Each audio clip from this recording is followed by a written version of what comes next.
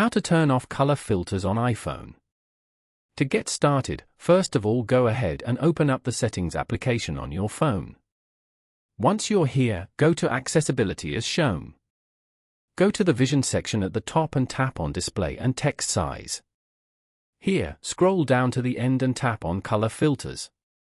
Color filters can be used to differentiate colors by users who are colorblind and aid users who have difficulty reading text on the display. Over here, turn off the color filters option.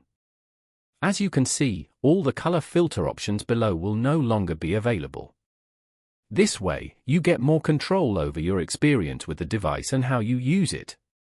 Following these steps, you can easily turn off color filters on iPhone. Thank you for watching. Please leave a like if this tutorial helped you, or leave a comment below if you have any questions related to the video.